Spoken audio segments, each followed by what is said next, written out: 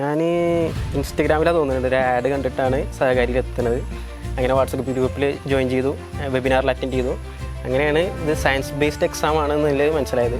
അപ്പോൾ ഒന്ന് ഒരു കൈ നോക്കാം ചെയ്തു. അപ്പോൾ അതൊരു 1.5 കൈയായി പോയി. ഓക്കെ.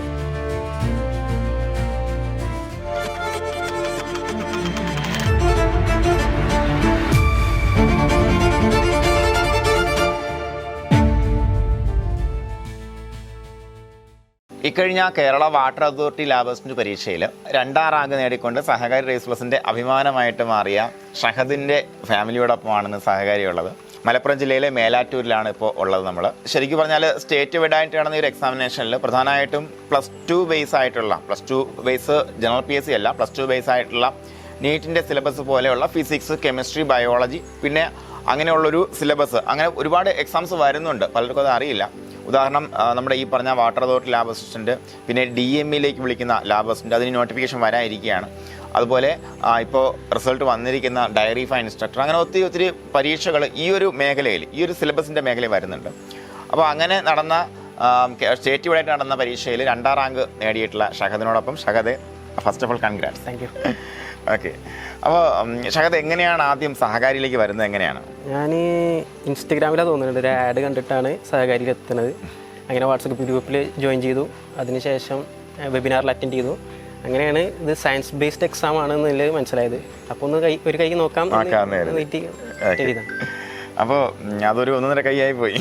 ഓക്കെ. അപ്പോൾ വാട്ടർ അതോറിറ്റി നോട്ടിഫിക്കേഷൻ വന്നു, സഹകാരിയുടെ വെബിനാറിൽ പങ്കെടുത്തു അല്ലേ? ഒരു ഉറച്ച തീരുമാനത്തോടെ ഇറങ്ങി തിരിച്ചു. അപ്പോൾ ആ ഒരു ടോട്ടലായിട്ടുള്ളൊരു ജേണി ഒന്ന് വിവരിക്കാൻ വേണേ. കാര്യം നമുക്കിപ്പം എത്തിയ കാര്യം പറഞ്ഞിട്ടുണ്ടായിരുന്നു, അത് കഴിഞ്ഞ് പഠിച്ച് തുടങ്ങിയപ്പോൾ നമ്മൾ നേരിട്ട ചില പ്രശ്നങ്ങൾ, അതുപോലെ അങ്ങനെ അതിനെ നമുക്ക് ഓവർകം ചെയ്യാൻ വേണ്ടി നമ്മൾ ചെയ്തിട്ടുള്ള എന്തെങ്കിലും ടെക്നിക്സ് ഉണ്ടെങ്കിൽ അതുപോലെ നമുക്കൊരു എക്സെപ്ഷണലായിട്ട് ചൂണ്ടിക്കാണിക്കാൻ പറ്റുന്ന, എസ്പെഷ്യലി നമുക്കിവിടെ ക്ലാസ് ഉണ്ട്, എക്സാം ഉണ്ട്, അതുപോലെ റിവിഷൻ ഉണ്ടായിരുന്നു, ഇതെല്ലാം ഓക്കെ. അതിന് പുറമെ എന്താണ് ഷഹദിൻ്റെ ഒരു സ്റ്റോറി പറയാനുള്ളത്? ഞാൻ സഹകാരിയിൽ എത്തുന്നത് 2024 ജനുവരി സ്റ്റാർട്ടിങ്ങിലാണ്. അതുമുതൽ ഫസ്റ്റ് PSC കലണ്ടർ വിളിച്ചതിൽ ഏപ്രിൽ ടു ജൂൺ ആ ടൈമിൻ്റെ ഇടയിലാണ് എക്സാം നടത്തുന്നത് പറഞ്ഞത്. പക്ഷേ അത് ലാഗായി പോയി ജൂലൈയിലെത്തി. അപ്പോൾ ഫസ്റ്റ് 2 മാസം കറക്റ്റ് സഹകാരിൻ്റെ ഷെഡ്യൂൾ വെച്ച് ക്ലാസ് കാണും, എക്സാം ഇതൊക്കെ ചെയ്തു പോയി. പിന്നെ അതിന് ശേഷം ജസ്റ്റ് ഗ്യാപ്പ് വന്നു. പിന്നെ അടുത്ത റീസ്റ്റാർട്ട് ചെയ്യുന്നത് കൺഫർമേഷൻ വന്നതിന് ശേഷമാണ്. പിന്നെ 2 മാസം അത്യാവശ്യം നന്നായിട്ട് നോക്കി. അപ്പോൾ അതിനകത്ത് നമ്മുടെ എക്സാമിനേഷൻസ് എന്ന് പറയുമ്പോഴത്തേക്കും എപ്പോഴും നമുക്ക് ഏതൊരു കോഴ്സിലും നമ്മളിപ്പോൾ ഒരു ക്ലാസ് വരുമ്പോഴത്തേക്കും ആ ക്ലാസ്സുമായി ബന്ധപ്പെടുത്തി നമ്മൾ ഡിസ്കസ് ചെയ്യുന്ന മാക്സിമം ക്വസ്റ്റ്യൻസ് ഉൾപ്പെടുത്തിയാണ് ഒരു എക്സാമിനേഷൻ നടത്തുക. അപ്പോൾ ഈ എക്സാമിനേഷൻ നമ്മൾ റിപ്പീറ്റ് ചെയ്തുള്ള റിവിഷൻ എങ്ങനെയാണ് ഷഹദിന്?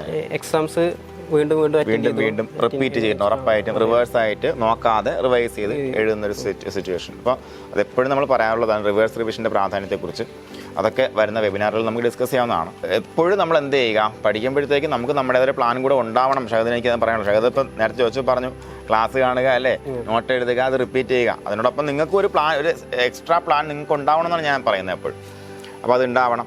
പിന്നെ ഇത്രയേ ഉള്ളൂ, നമ്മളിപ്പോൾ റിസർച്ച് ചെയ്ത് തരുന്ന കണ്ടൻറ്റ് നിങ്ങൾ എന്ത് ചെയ്യുക, സെറ്റാക്കുക. ആ തരുന്ന കണ്ടൻറ്റ് നിങ്ങൾ കൃത്യമായിട്ട് പഠിക്കുക. അതുമായി ബന്ധപ്പെടുത്തി നമുക്ക് റിവിഷൻ കൃത്യമായിട്ട് ചെയ്യുക, പ്രാക്ടീസ് ചെയ്യുക. എക്സാംസ് അല്ലേ, എക്സാംസ് റിപ്പീറ്റഡ് ആയിട്ട് പ്രാക്ടീസ് ചെയ്യുക എന്നുള്ളതാണ് ഏറ്റവും വലിയ സ്ട്രാറ്റജി എന്ന് പറയുമ്പോഴത്തേക്കും. അപ്പോൾ ഷഹദെ, ഇത്തരത്തിലുള്ളൊരു വിജയം, എസ്പെഷ്യലി നമ്മുടെ ഈ സ്റ്റേറ്റ് വൈഡ് നടന്നൊരു പരീക്ഷയിൽ ഒരുപാട് ഉദ്യോഗാർത്ഥികൾ, ലക്ഷക്കണക്കിന് ആൾക്കാർ മത്സരിച്ച പരീക്ഷയിൽ കിട്ടിയ 2ാമത്തെ റാങ്ക് ഷഹദ് ആർക്കാണ് സമർപ്പിക്കുന്നത്? വീട്ടുകാർക്ക്. തീർച്ചയായും. അതായത് നമ്മുടെ യാത്രയിൽ ഇതുവരെ നമ്മളെ കൂടെ വന്ന സപ്പോർട്ട് ചെയ്ത വീട്ടുകാർക്ക്. ആരൊക്കെയാണ്? സഹോദരങ്ങൾ എല്ലാവർക്കുമാണ് സമർപ്പിക്കുന്നത്. അപ്പോൾ ഫൈനലായിട്ട് പരീക്ഷ എഴുതാൻ വേണ്ടി ചെന്ന സമയത്ത് നമുക്ക് ഇത്തരത്തിലൊരു റാങ്കിലേക്ക് എത്തണമെന്നുണ്ടെങ്കിൽ ഉറപ്പായിട്ടും ഒരു കൂൾ മൈൻഡോട് കൂടി ഷഹദിന് പരീക്ഷ അറ്റൻഡ് ചെയ്യാൻ കഴിഞ്ഞു എന്ന് വിശ്വസിക്കുന്നു.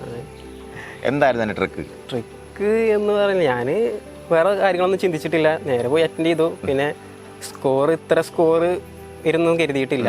പിന്നെ ബാക്കി എക്സാം കഴിഞ്ഞ ഗ്രൂപ്പിലൊക്കെ ഡിസ്കസ് ചെയ്തപ്പോഴാണ് അത്യാവശ്യം കുഴപ്പമില്ലാത്ത സ്കോർ പോയിക്കണ് മനസ്സിലായി. ആങ്സൈറ്റി ഉണ്ടായിരുന്നു പരീക്ഷ ചെന്നപ്പോൾ?